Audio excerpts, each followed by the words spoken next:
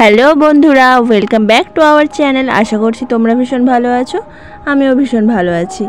তো আজ তোমাদের একটা রেসিপির ভিডিও শেয়ার করব। তো রেসিপিটা হচ্ছে কিভাবে আমরা ঘরোয়া পদ্ধতিতে আলুর পাঁপড় দিব। তো আমিও এটা নতুন শিখছি, তো তোমাদেরকেও শেখাবো। তো এটা আমিও ফার্স্ট টাইম ট্রাই করছি, তো দেখা যাক কতটা কেমন সুন্দর করে তুলতে পারি। যতটা পারবো তোমাদেরকে দেখাবো। তো তোমাদের যদি অন্য কোনো প্রসেস জানা থাকে অবশ্যই আমার সঙ্গে শেয়ার করো, আমি অবশ্যই অন্য সব বন্ধুদের মধ্যে সেটা জানিয়ে দেব।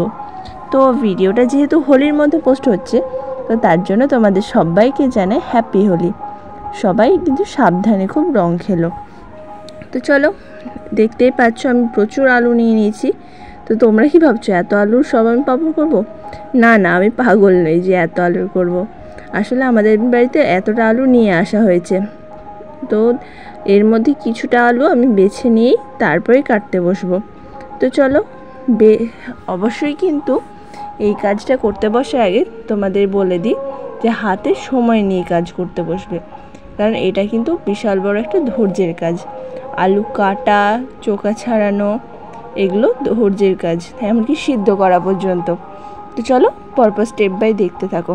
তো আমি এই দেখো, দেখতেই পাচ্ছ কিছুটা আলুর খোসা ছাড়িয়ে নিয়েছি। তো এখনকার যেহেতু কিছু কিছু নতুন আলু আছে, আবার কিছু কিছু আলুর খোসাগুলো একটু মোটা হয়ে গেছে, তো যেগুলো যেমন সেগুলোকে তেমনভাবেই ছিলছি। তো এই যে দেখতেই পাচ্ছ আমি ছিলে নিয়ে কড়াইটার মধ্যে রেখে দিচ্ছি। তো ভিডিওটা একটু ফাস্ট ফরওয়ার্ড করা আছে, আর তোমাদেরকে যা যা করব অবশ্যই কিন্তু জানাবো। তো বলো তোমাদের ওই দিকে কেমন গরম পড়েছে, আর কে কোথা থেকে আমার ভিডিওটা দেখছো। তো আমাদের এখানে মুর্শিদাবাদে তো বেশ ভালোই এখন গরম পড়ে গেছে। তো সবাই একটু মেনটেনে থেকো এই হোলির মধ্যে, কেউ এমন কিছু করে বসো না যাতে এই আনন্দের এই হোলিটা তোমার জন্য খারাপ হয়ে উঠতে পারে। তো ভীষণ সাবধানে সবাই রং খেলো, কারণ রঙের থেকে অনেক এখন খারাপ জিনিস হয়, আর খারাপ এফেক্টটাই বেশি। তো বছরে এই দুটো দিনই মাত্র হোলি, তো সবাই একটু আনন্দ করে আর সাবধানে কাটিও। তো চলো, তোমাদের সঙ্গে কথা বলতে বলতে আমার আলু কাটা অনেকটা হয়ে এসছে।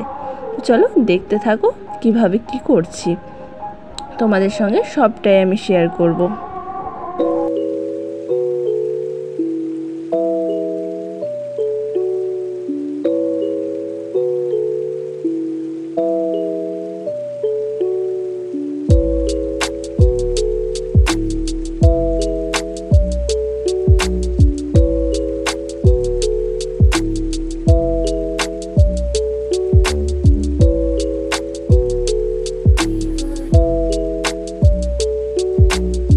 তো বন্ধুরা দেখতেই পাচ্ছ আমার আলুর পরিমাণটা মোটামুটি এক কড়াই মতো।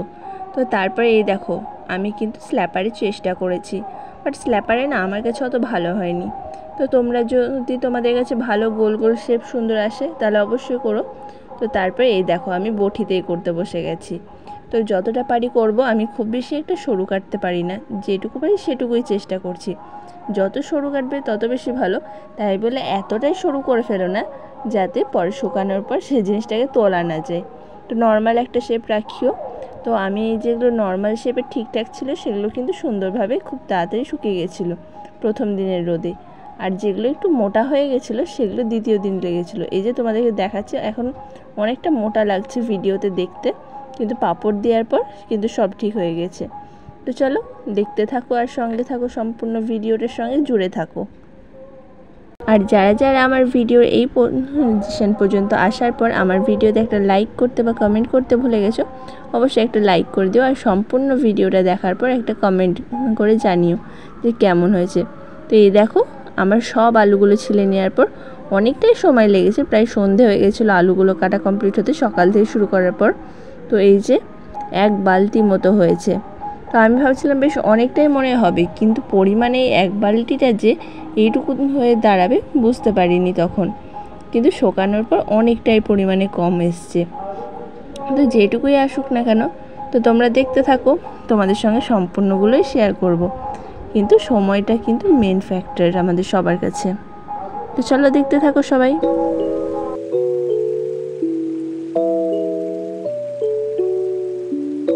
তো বন্ধুরা, আমি যেহেতু একটা গ্রামের মেয়ে, তার জন্য পরের দিন সকালবেলাতেই এগুলোকে সিদ্ধ করতে বসেছি। আলুগুলোকে অবশ্যই সারা রাত ভালো করে জলে যতবার পেয়েছি 2-3 বার ধুয়ে নেওয়ার পর ভিজিয়ে রেখেছিলাম সারা রাত জলে। যত জলে ভিজিয়ে রাখবে কালো যদি না হয় তাহলে রঙটাও সুন্দর থাকবে পাঁপড়ের, সাদা সাদা। তো আমারগুলো বেশ সাদা সাদাই ছিল। তো তারপরে দেখো সকাল হতেই উনুনে বসে পড়েছি। গ্যাস নেই বাড়িতে তা না, গ্যাস আছে, কিন্তু অনেকটা সময় লাগবে। তো আমার অতটা পাঁপড় সিদ্ধ করতে এই হাঁড়িটাতে প্রায় 4 বার করতে হয়েছিল। বড় হাঁড়ি ইউজ করলে হয়তো আরও কম সময় লাগতো, কিন্তু আমাকে 4 বারই সিদ্ধ করতে হয়েছে।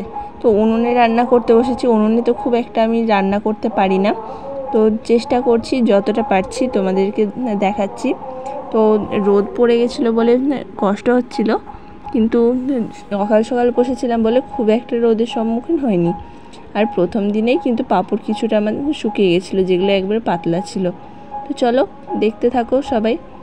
আমি উনুনে আজ ফার্স্ট টাইম বলতে এই উনুনটা আমার হাতেই তৈরি। তো আগে তোমাদের একটা ভিডিওতে শেয়ার করেছিলাম উনুন বানাচ্ছি, তো সেই উনুনটা এটা এখন কমপ্লিট হয়ে গেছে। একে আগে জ্বালানো হয়েছে।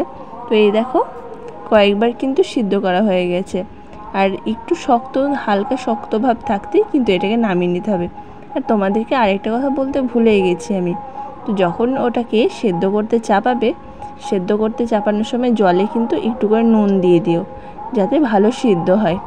তো আমিও নুন দিয়ে দিয়েছিলাম, কিন্তু সেটা তোমাদেরকে ভিডিওতে আর দেখানো হয়নি, কারণ এক হাতে ক্যামেরা নিয়ে আর এই উনুনের সামনে ভিডিও করে ওগুলো দেখানো অতটা সম্ভব হয়নি।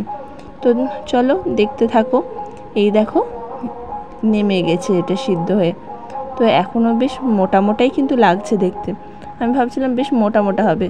তো দেখো সিদ্ধটা কেমন হয়েছে। সিদ্ধটা কিন্তু বেশ ঠিকঠাকই আছে। তো এবার আস্তে আস্তে রোদে দিয়ে দিতে হবে। আর রোদে কিন্তু একটা পাতলা কাপড় বা প্লাস্টিকের উপর দিও, যাতে তাড়াতাড়ি শুকিয়ে যায় আর খুব একটা আটকে গেলেও তুলতে অসুবিধা না হয়। তো চলো সবই শেয়ার করবো তোমাদেরকে, সবই দেখাবো, দেখতে থাকো, সঙ্গে থাকো।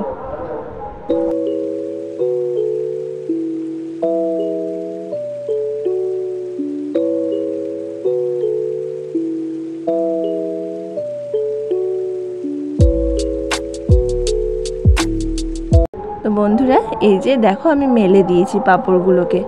কিছু কিছু ভেঙে ভেঙে গিয়েছে সিদ্ধ হওয়ার পর, তো এগুলো হতেই পারে, এগুলো নর্মাল। তো দেখো যেগুলো পেরেছি গোল গোল সুন্দর করে দেওয়ার চেষ্টা করেছি। বেশ অনেকটা জুড়ে কিন্তু মেলেছি। তখনও মনে ছিল পরিমাণে অনেকটা, কিন্তু শুকিয়ে যাওয়ার পর কিন্তু খুবই অল্প হয়ে যাবে। তো যারা যারা এই ভিডিওটা দেখছো আর আমার ভিডিওর ভয়েস ওভারের সঙ্গে নয়েজ শুনতে পাচ্ছ, প্লিজ একটু নয়েজগুলোকে ইগনোর করে যেও, কারণ বুঝতেই পারছো এখন হোলি চলছে, যেহেতু চারিদিকে কীর্তনটা চলছে, তো সেই কারণে আসছে। তো এই দেখো বিকেলবেলার দিকে আমি পাঁপড়গুলো তুলতে বসে গেছি। দেখো যেগুলো একবারে লেগে লেগে গিয়েছে না, সেগুলো শুকিয়ে গেছে একবারে। তো যেগুলো মোটা মোটা আছে সেগুলোকেও তুলে নিচ্ছিলাম, কিন্তু সেগুলো পরের দিন অন্য জায়গায় রোদে দেবো বলে সেগুলো আজ শুকনো হয়ে গেছে। তো বেশিরভাগই আমার শুকিয়ে গেছিলো, যার জন্য আমি তুলে নিয়েছিলাম। তো পরের দিন হালকা রোদে ওগুলোকে আবার ছেড়ে দিয়েছি। তো চলো এগুলো আজ ভেজে আর দেখাতে পারছি না তোমাদেরকে, তো লাস্ট অবধি একদম দেখতে থাকো সবাই, পাঁপড়ের ফিডব্যাক কেমন আসে না আসে। তো তোলার পর অবশ্যই দেখতেই তো পাবে তোমরা কেমন হচ্ছে না হচ্ছে। তো আমি কিন্তু এই জিনিসটা নতুন শিখলাম, তো যেটা শিখেছি সেটাই তোমাদের সঙ্গে শেয়ার করলাম। এই কাঁচাগুলো দেখছো আমি তুলে নিচ্ছি, এই কাঁচাগুলো আসলে আমি তুলে নিচ্ছি এই কারণেই যে এগুলোকে তুলে আলাদা জায়গায় রাখবো বলে। তো চলো দেখতে থাকো সবাই।